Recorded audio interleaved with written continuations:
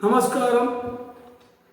Malaysia வாழ் தமிழர்கள் மற்றும் என் நண்பர்கள், உறவினர்கள், உறவுகள் போல் என்னை இதுவரை 12 வருடங்களாக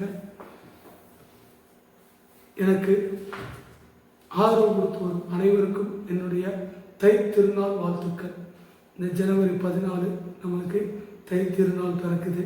அன்னைக்கு காலையில் இந்திய டைம் 8:30 9:20 பொங்கல் வச்சு விநாயகரையும் வீட்டில் கோலம் போட்டு விநாயகர் பிள்ளையார் வீட்டுக்கு முன்னாடி வச்சு பிரார்த்தனைகள் பண்ணுங்க. இந்த வருடம் விவசாயிகளுக்கும் மலேசியா வாழ் மக்களுக்கும் மிகவும் சிறப்பான ஆண்டாக அமைய வேண்டும் என்று என்னுடைய குலதெய்வம், இஷ்ட தெய்வம், என்னுடைய யூடியூப் மிருதங்க சைலேஸ்வரிங்கிறது என்னுடைய யூடியூப். அதில் என்னோடய வீடியோக்கள் அனைத்தும் வந்துகிட்டே இருக்கும். ஒவ்வொரு ராசியை பற்றியும் இந்த 2025 எப்படி இருக்குன்னு சொல்லியிருக்கேன். மேற்கொண்டு பஞ்சாங்கத்தில் 2 பஞ்சாங்கம் இருக்குது. திருநெல்வேலி ஆற்காடு பஞ்சாங்கம் அப்படிங்கிறது இருக்குது. இது 2 வாக்கிய பஞ்சாங்கம்.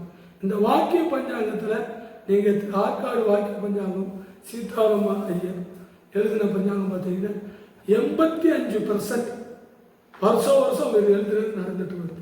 அப்போ அந்த பஞ்சாங்கத்தில் சனி 2026 3ஆம் மாதம் தான் மாறுறாங்க. இந்த ராகு கேதுக்களும் குருவும் தான் மே மாதம் மாறுது, ஜூன் மாதம் மாறுது. சரியா? அப்போ இப்போ சனி பயிற்சி இப்பயே மாறுதுன்னு பயப்பட வேண்டிய அவசியம் இல்லை. 2வது, இந்த கிரகங்கள் எல்லாமே 12 கட்டத்துக்குள்ளே தான் சுற்றிட்டு வருது. ஆனால் இந்த தை பிறப்பும் சித்திரை பிறப்பும் நம்மளுக்கு ஒரு தமிழர்களுக்கெல்லாம் ஒரு முக்கியமான மாதம். அப்போ அந்த மாதங்களில் கிரகங்கள் எங்கெங்கே இருக்கும் அப்படின்னு சொல்லி தான் நம்ம அதை பார்ப்போம். இப்போ உதாரணத்துக்கு இந்த வருடம் 2025 நம்ம பொதுவாக எல்லாருக்கும் ஒவ்வொரு ராசிக்கும் நான் போட்டிருக்கேன். அது மலேசியாவில் இருந்தாலும் சரி, தமிழ்நாட்டில் இருந்தாலும் சரி, அமெரிக்காவில் இருந்தாலும் சரி, எல்லாருக்கும் ஒத்து வரும்.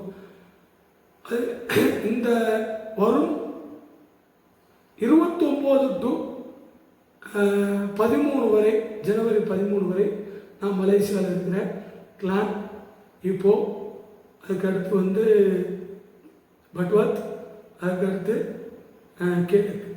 காஜா, அதுக்கடுத்து எஸ்பி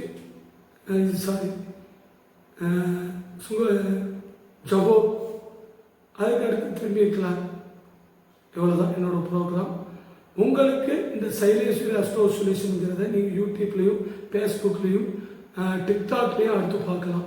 இந்த வீடியோ அடுத்து டிக்டாக்ல நாளை மறுநாள் மலேசியா வந்ததும் உங்களுக்கு கண்டிப்பாக போடப்படும்.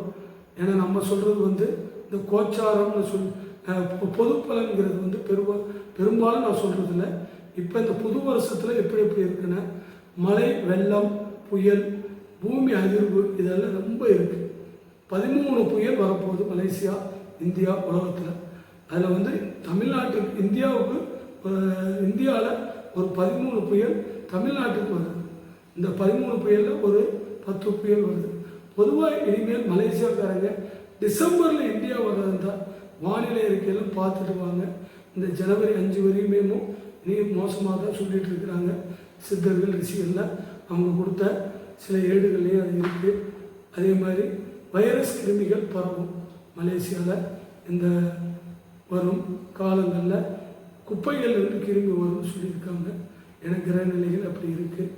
பொதுவாக அடுத்து வரும் காலகட்டங்களில் நீங்கள் வீடுகள் இதெல்லாம் வாங்கும்போது நீர்நிலைகளை ஒட்டி கொஞ்சம் பார்த்து வாங்கிக்கோங்க. பாதுகாப்பான இடங்களில் வீடுகளை வாங்குங்க. அதே மாதிரி பழக்க வழக்கங்கள் கரெக்டாக வச்சுக்கோங்க. ஏன்னா நோய் நொடிகள் நம்ம உடம்பை பாதிக்கும். உணவு முறைகள், பழக்க வழக்கங்கள் கண்டிப்பாக நல்லா வச்சுக்கோங்க. உங்களோட ஜாதகம் பார்க்கணும்னு விருப்பப்படுறவங்க என்னுடைய கான்டாக்ட் நம்பர் எல்லாமே சைலேஸ்வரி அஸ்ட்ரோ சொல்யூஷனில் மலேசியா நம்பரும் இருக்கும். கோசம் 12 42 கோசம் 7 கோசம் 2 நீங்கள் கான்டாக்ட் பண்ணிக்கலாம். 29 13 வரைக்கும் கான்டாக்ட் பண்ணிக்கலாம். எந்தெந்த ஏரியா எப்போங்கிறது 29ஆம் தேதி என்னோடய வாட்ஸ்அப், என்னோடய அஸ்ட்ரோ சொல்யூஷன் சைலேஸ்வரி அஸ்ட்ரோ சொல்யூஷனில் டிக்டாக்லேயும் வரும், அடுத்து சாட்லேயும் வரும். அதை நீங்கள் பார்த்து தெரிஞ்சுக்கிட்டு நீங்கள் என்னுடைய கான்டாக்ட் வாங்கிக்கிட்டு நீங்கள் உங்களோட ஆரோஸ்கோப் ஜோசியம் பார்த்துக்கலாம். சரியா? இந்த வருடம் எப்படி இருக்குங்கிறது தெரிஞ்சுக்கலாம். வாழ்க வளமுடன்.